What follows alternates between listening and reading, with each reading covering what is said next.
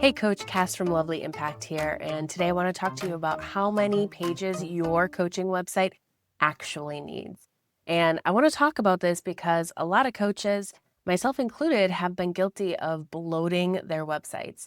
And that doesn't do any justice or serve any purpose to your client. Your client only needs the bare minimum in order to determine whether or not to book the call with you, and anything beyond that can confuse them. So if the pages you choose for your website aren't serving an actual purpose to your marketing strategy or your conversion strategy for your future clients, then it's pretty much a waste of your time. Okay, so in this video, we're going to talk about why I think you probably only need 4 to 6 pages on your website. And I'm saying this as someone who has built websites for well over 100 coaches at this point. So basically, by the end of this video, I'm hoping that you know exactly which pages your website needs and you can get started building it today. So let's talk about the non-negotiable pages that every coaching website needs. And yes, I say non-negotiable because you absolutely need them for your website. And if you don't have them on your existing website, you're going to want to go and add them. Okay.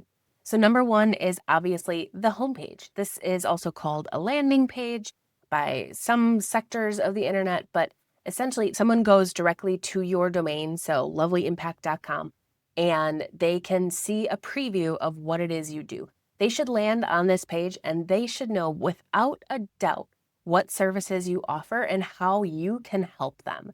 And if that's not something that they can figure out from that page, you probably need to rework it a little bit. But essentially, this page is like the shop window, right? If you go window shopping, you want to be able to look into the window of the store and figure out exactly what type of products they sell. And that's going to determine whether or not you stick around and go any further if you actually walk into the store, right? And it's the same concept for a homepage on a website. It should show what you do, who you do it for, a little bit about who you are, and then give an overview of your offers, your products, your services, whatever it is, as well as any free things that you can provide for them. Okay. So your homepage is really giving a really detailed preview of what it is that you offer as a coach. Next up is the About page. And the About page is actually, in my opinion, the most important page on a coach's website. And that's because this is the page that builds trust with your audience. You can spend all the time in the world crafting your offers, creating the perfect sales page for them, doing whatever you're going to do to make people want to purchase your coaching package. But the reality is, if you haven't built trust with them first, if you haven't shown them your credibility, the reasons why they should want to work with you, what makes you different from other coaches, then your sales page is just pretty dressing and it's not going to be as effective. So that means you need an About page, and your About page has to cover who you are, who you serve, and why you do what you do. Your why can be as varied as your hair color. It doesn't matter what your why is as long as people understand what drives you to work with others. Okay. Now, you also want to include your credentials or your experience. And that's not to say that you have to have a long list of credentials and certifications and degrees and all these things on your About page. The reality is that coaching does not require a certification, although I do recommend getting a certification so that you have training in the tools of coaching. But coaching as a whole is more effective when you have experience in overcoming the thing that you help your clients do. Okay. So your experience in life can be just as valuable as that credentials list. So please, please, please don't talk yourself out of pitching yourself as a coach if you don't feel as though you have a list of credentials a mile long. You don't need it. You just need to show that you have either credentials and or experience to show why they should trust you and why they should want to work with you. Next up on the list is the offers page. And this can be one of two formats. It can be a services page that gives a brief overview of the multiple different offerings that you have, or it can be a dedicated sales page that specifically sells one offer, like a signature program or a one-to-one coaching program, etc. So this page is dedicated to providing people with the details about what it is your coaching covers, what it can help them achieve, what it's going to provide for them, and then also give them the features. And by features, I mean the number of calls, how you will meet with people, what they can expect to get from you in terms of outside of the calls, et cetera, et cetera. And that's as unique and varied between every coach as their hair color as well. So you just need a page that goes through what your offer is, whether it's a services page or a sales page, or whether you have one services page and then dedicated sales pages for each of your offers, if they are specific enough. That's only if it's a really developed, thought out program that you need an actual full sales page. Okay. And finally, the last non-negotiable page is your booking or contact page. And it can be either one. It really depends on how you prefer for people to reach out to you and get the process started. But you need a way for them to contact you and either book a discovery call with you directly or send you a message saying, hey, I'm interested in this because of that. And what times could we get together for a chat? You could also do an application to work together, have a waiting list, et cetera, but you need some sort of way for people to indicate to you that they are interested in working with you. And this should be on a dedicated page so that you can link directly to it from other places, whether that's on your website or on social media or in emails. That's why it should be its own page and not just a pop-up window that lives in random places on your website. Now, these 4 non-negotiable pages are what make up the Essentials website package at Lovely Impact. It's a homepage, an about page, a services or sales page, and a booking page. And if you are looking for someone to help you build your website and you want to do it with someone who has built hundreds of coaching websites, hit me up, send me a message. I'd love to talk with you. Now let's move on to some of the other less common pages you might need on your website, depending on how your business functions. So the other maybe pages, as I will call them, are basically pages that could work for your business if you have an actual need for them. I don't believe in adding all of these pages to your website just to say that you have them. I feel like that bloats a website. It makes it more confusing for your clients to navigate. It makes it harder for you to manage and keep up with. And it just takes up your time and energy. Okay. So we're going to go through a list of these maybe pages, and I want you to honestly ask yourself whether or not it adds value to your coaching practice. And if it doesn't, then you're not adding it to your page list. So first up, and we've already kind of talked about this page, but I want to address it here again, is the sales page. And the reason I'm bringing it up in both places is because a lot of people will create a dedicated sales page for every single offer that they have. And the reality is that not every single offer requires a full sales page.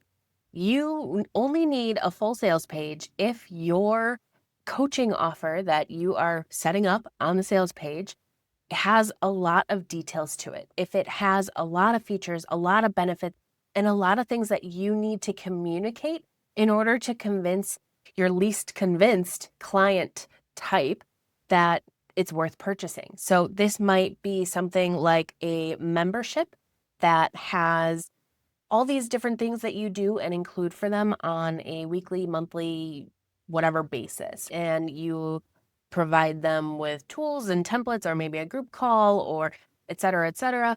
And you want to list out all of these features, all of these inclusions, and make sure that they know that they can get all these things by signing up for your membership.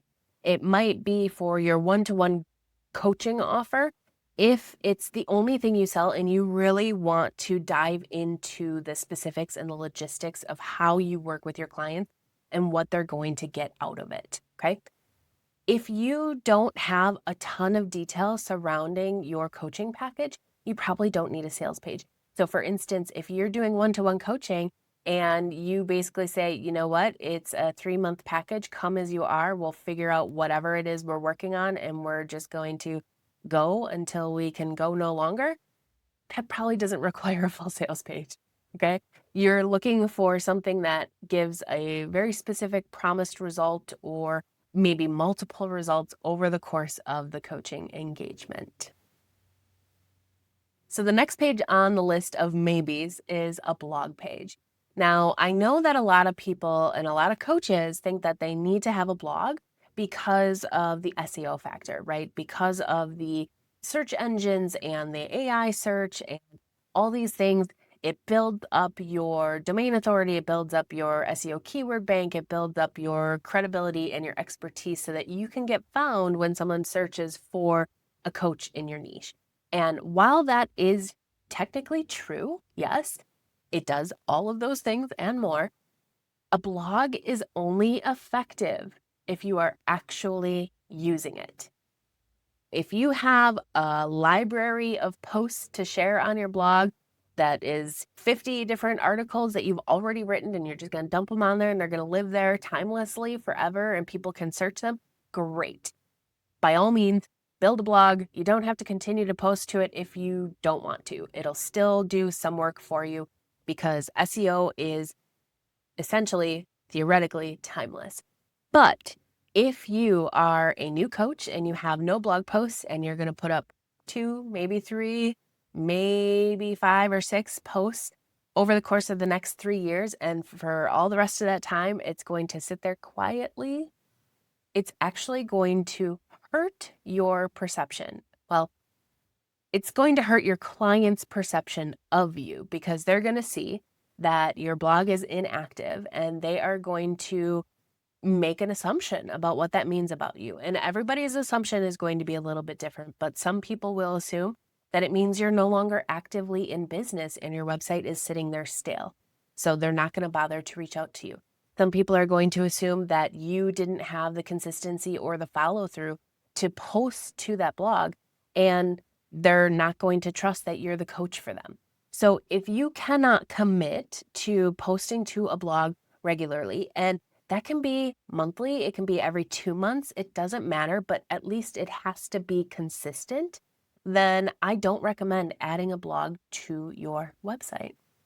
If you're building a newsletter or an email marketing list and you are offering a free guide or ebook or checklist or whatever it is, then you definitely want a landing page for that free item. If building an email list is a serious part of your marketing strategy this year or in the very near future, then definitely add the free opt-in landing page to your website so that you can direct people to it. This allows you to share that link not only on your website and link to it from other places on your website, but also from social media, from your existing emails, from wherever you decide to share the link to it. And that will help your email list grow by leaps and bounds by sharing it in as many places as you possibly can. Okay, so let's talk about a dedicated testimonials page. Now, I had just talked about testimonials and how to add them to your website, I think 2 weeks ago on the blog, and I definitely recommend that you go check out that post if you haven't already. But basically, you only need a testimonials page if you have more testimonials than you could possibly share within the other pages of your website, okay? Because your other pages, the homepage, about page, your services and sales page, even your booking page, they can all hold and carry testimonials for you and your coaching business. And a dedicated testimonials page only becomes necessary when you have too many to possibly share feasibly on those other pages, okay? Next on the list is a methodology page. And a methodology page can be super beneficial for a coach, especially if you have a custom framework that you have developed and created for coaching. It allows people to get a sense of how you work with clients so that they know whether or not this process and this work that you do is the right fit for them. Now, what I will say is it's probably not worth having a dedicated page if you are using the same methodology as you learned in your certification program, if you are borrowing someone else's methodology or someone else's process for coaching that you are now registered and licensed to use within your practice. You only need and want a methodology page if it is your own unique custom creation. Now let's talk about a speaking page or a media page or a press page. Now, these are a little bit different in intention. Like a speaking page is for someone who is hiring out as a speaker to do keynotes or presentations or workshops or whatever it is. Obviously, if that's something that you do within your business and it is a mode of revenue for you, then you are going to want to add a speaking page so that the people who want to hire you to come and talk to their organization or their teams or their groups or whoever can get a sense of what it is that you offer as a speaker. Now, in terms of the media and the press pages, those are more geared towards showing your expertise in your industry as a coach. And that is only valuable on your website if it is something that adds credibility for your niche. Okay, so this could be something that's really credible for thought leadership, for someone who is a speaker, someone who is really trying to build up their reputation as a coach to change the industry, change the way people think about the work that you are doing, if you're trying to make change in the world, that kind of thing. It's likely not going to be all that valuable for a life coach or a mindset coach or someone who works on more of like the personal sides of coaching. It will definitely be more impactful and engaging if you are a coach who's more in the professional sphere and the career side of coaching. Okay. So let's talk about some common mistakes when you are building out your website as a coach. And basically, there is just one common mistake, and that is adding more pages than you really truly need. And this can happen for a couple of reasons. One might be that you are mimicking your business off of what you've seen other coaches in your industry do, right? And I mean, that's kind of common, but it's a mistake because you're not in the same place as some of those other coaches. Likely, if you found them and you're following them, it's because they're a little bit further along in their business.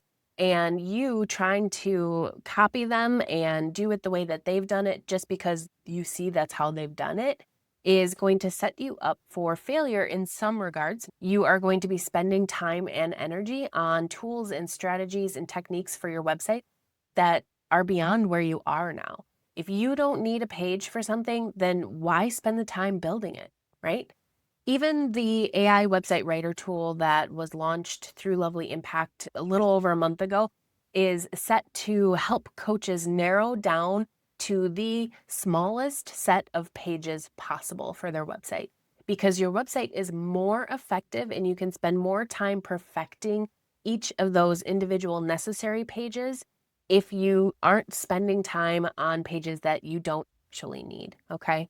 So I just want you to remember that if you are trying to add and bloat your website with extra pages because you've seen other people do it, or because the website template you purchased came with those templates, so you think that you need to add them, just stop and ask yourself, what do I actually need in order to convince my future client that I can help them achieve the goal that they want?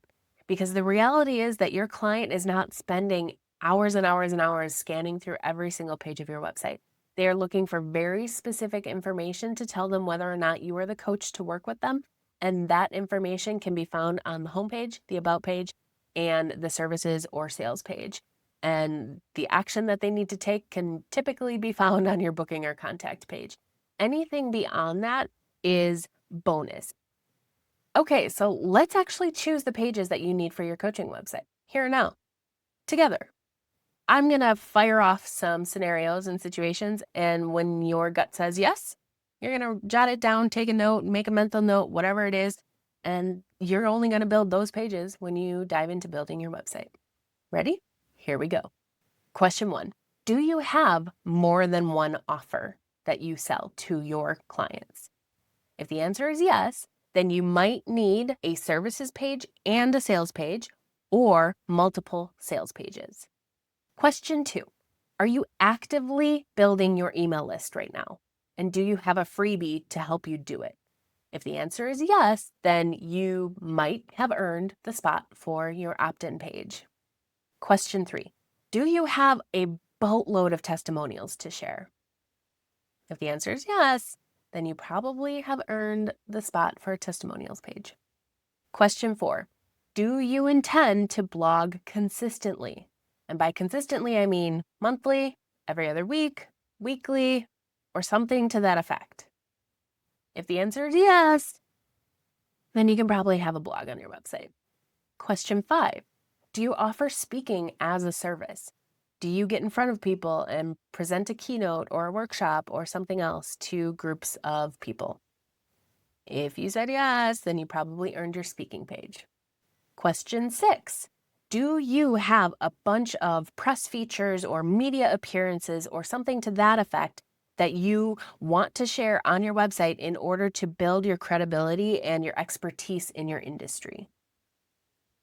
If you said yes, that gets you a media or a press page.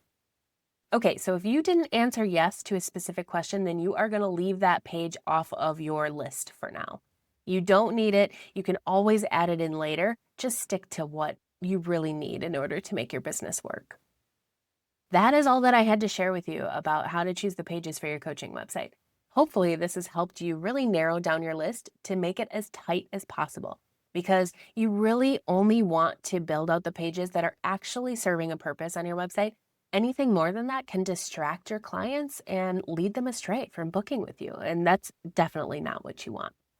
Now, if you want help with building your website, absolutely reach out to me at lovelyimpact.com. I'm so excited to help coaches get their business launched and started, or help established coaches rebrand, rebuild, and create the website that will actually work for them and their needs. And if you're on the DIY route and you're hoping to build your website on your own, I would love to help you with your website copy through our AI website writer tool. And you can find that on lovelyimpact.com and get all the details about that, how it works, and so much more. As always, it has been a delight spending this time with you. And if you have any questions, drop them in the comments. See you soon.